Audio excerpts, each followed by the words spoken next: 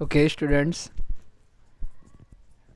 these are the question answers from the lesson 7 part first, a baker from Goa.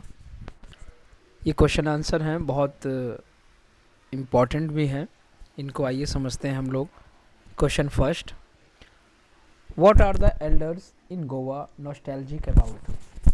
Nostalgic का मतलब होता है बच्चों बीती बातों को याद करना.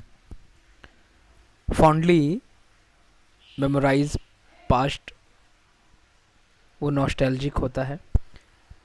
इसमें एक क्वेश्चन में पूछा गया है कि जो अथर्स के एल्डर्स थे वो गोवा में किन बातों को याद करते हैं. इसका आंसर है the narrator often finds his elders thinking about those good old days and telling them about the famous bread that date back to the time when Portuguese ruled over Goa.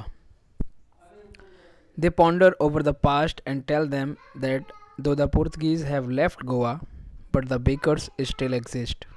If not the original ones, their legacy is being continued by their sons. ये हमने एकदम starting में ही पढ़ा था lesson के, जिसमें writer बताता है कि जो उनके एल्डर्स हैं वो पुर्तगीज़ के टाइम के जो दिन थे उन्हें याद करते हैं और फेमस ब्रेड जो वो लाए थे, बेकर्स को ब्रेड बनाते थे, वो याद करते हैं. यही सारी चीज़ें वो सोचते हैं और वो इस पर भी पॉन्डर करते हैं, विचार करते हैं कि पुर्तगीज़ तो चले गए पर बेकर्स आज भी गोवा के विलेज में, गोवा के कल्चर में आज भी उनका प्रेजेंस जो है वो बना हुआ है. ये क्वेश्चन फर्स्ट था. सेकंड देखते हैं, इस ब्रेड मेकिंग स्टिल पॉपुलर इन गोवा. क्या आज भी ब्रेड मेकिंग गोवा में पॉपुलर था. हाउ डू यू नो, आप कैसे जानते हैं या आप कैसे कह सकते हैं. आंसर होगा yes, bread making is still popular in the city of Goa. It is evident from the existence of time tested furnaces, mixtures and moulders. The legacy of bakers is being continued by their sons. You will find a bakery in every Goan village as bread is an important part of the Goan culture. आज भी गोवा में bread making बहुत popular है और ये हमें पता लगता है कि हर गांव में जो फर्नेसेस है, भट्टियां हैं जहां बेक किया जाता है, उससे पता लगता है. और ये जो लेगेसी है, जो ये बिज़नेस है, ये जनरेशन टू जनरेशन चलता हुआ आ रहा है गोवा में. जो पुर्तगीज़ के टाइम में लोग बेकिंग करते थे, बेक करते थे ब्रेड को, आज भी उनके जो बेटे हैं या उनकी जो आने वाली नई पीढ़ी है वो आज भी बेकिंग करती है.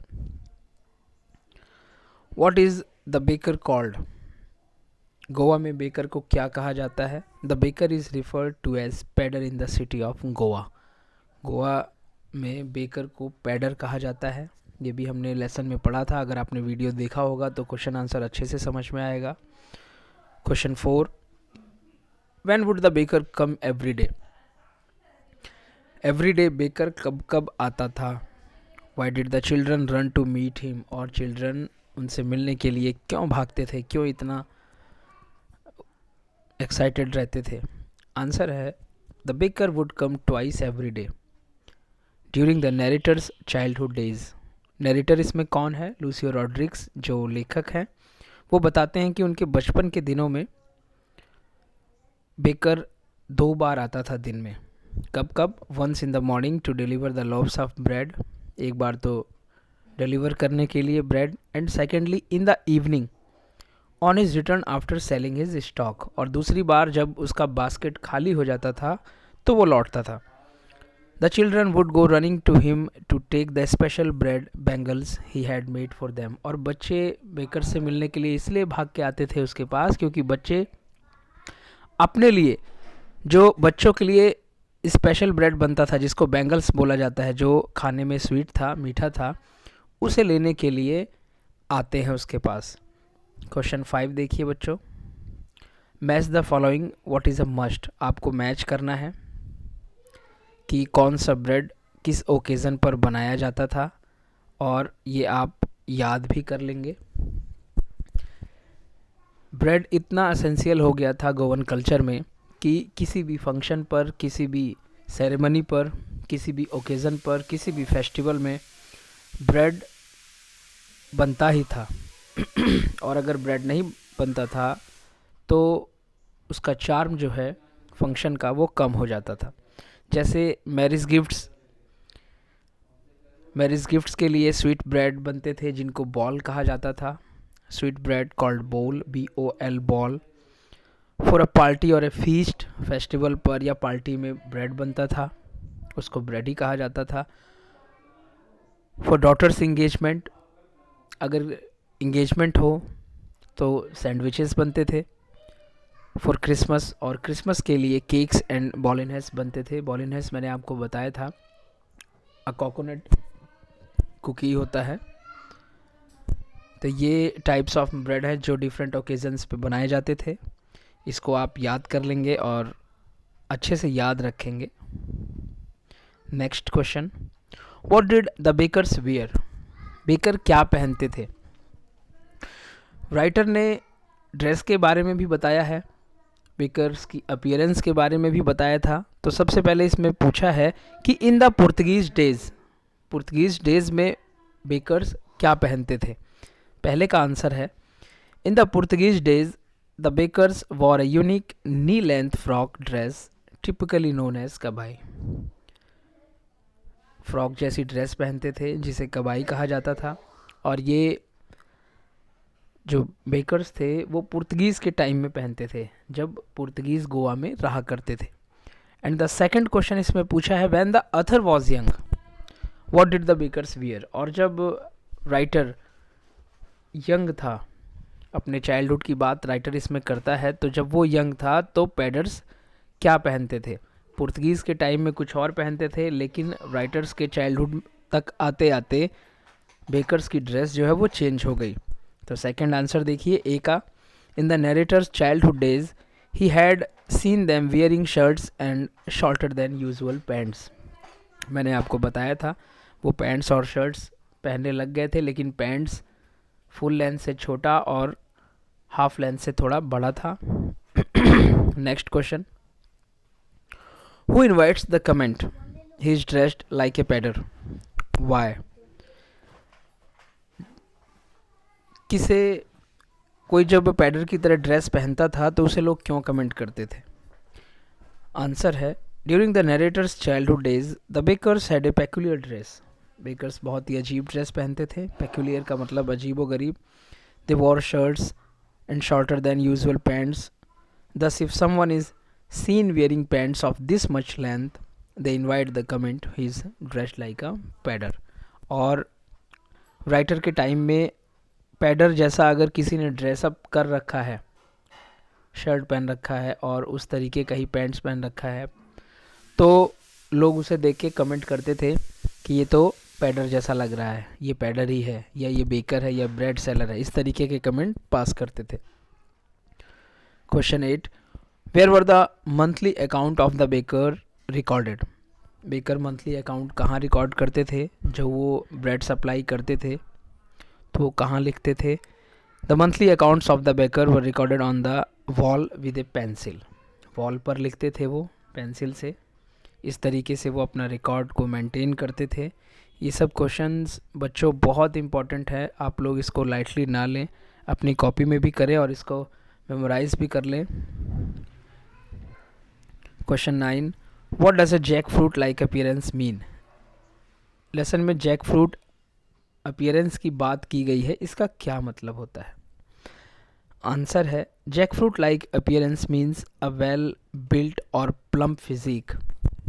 जैक फ्रूट लाइक अपीयरेंस का मतलब होता है strong physique, strong body, similar to a jackfruit, बिल्कुल जैक फ्रूट जैसा।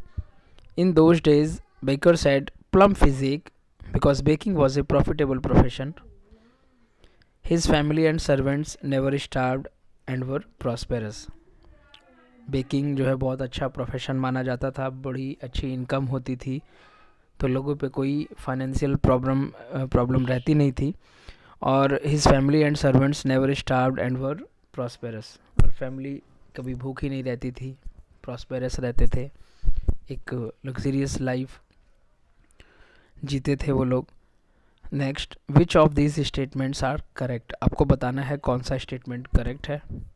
First, the pader was an important person in the village in old times, पुराने समय में पुर्तगीज़ के टाइम में पैडर इम्पॉर्टेंट पर्सन होता था गांव का।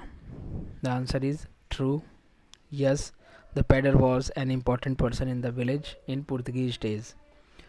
Second, paders still exist in Goan villages, Goa के गांव में आज भी पैडर हैं। आंसर होगा true. Third, the paders went away with the Portuguese, क्या पैडर्स भी, बेकर्स भी पुर्तगीज़ के साथ वापस लौट गए? आंसर है फॉल्स, वो नहीं लौटे थे। They still exist in Goan village, वो आज भी गोवा के गांव में एग्जिस्ट करते हैं। Fourth, the paders continue to wear a single piece long frock, क्या pader single piece long frock ही पहना करते थे? Answer is false, they wear shirts and trousers that are shorter than the usual ones and longer than the half pants. Portuguese के time में उनकी dress कुछ और थी और राइटर के चाइल्डहुड के टाइम से उनकी ड्रेस बदल जाती है। Fifth, bread and cakes were an integral part of Goan life in the old days, false. इसमें पूछा है कि क्या ब्रेड और केक गोवा की लाइफ में पहले से ही उसका इम्पोर्टेंट प्लेस था? आंसर है नहीं, पहले से नहीं था। They are still an integral part of Goan culture.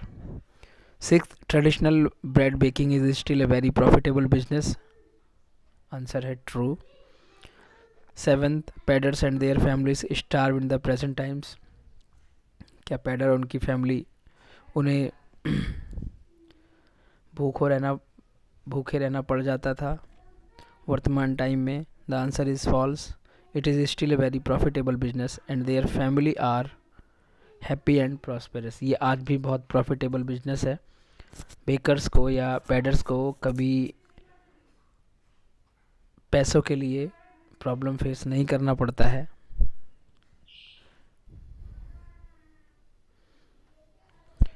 Next question, is bread N important part of Goan life, how do you know this, क्या ब्रेड गोवन लाइफ का, गोवा के कल्चर का, वहाँ के लोगों का इम्पॉर्टेंट पार्ट है, आप कैसे जानते हैं? आंसर है A, bread is an important part of the Goan culture and it is evident from its presence at every important occasions, from sweet breads at marriages to sandwiches at engagement parties and cakes and bolognas at Christmas as well as other occasions, makes the presence of a baker in every village very essential।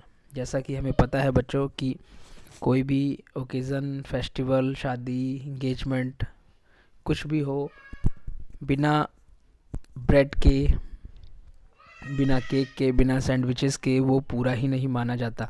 इसीलिए हम कह सकते हैं कि गोवा के village में, गोवा के culture में, लोगों के बीच ब्रेड का इम्पोर्टेंट रोल है।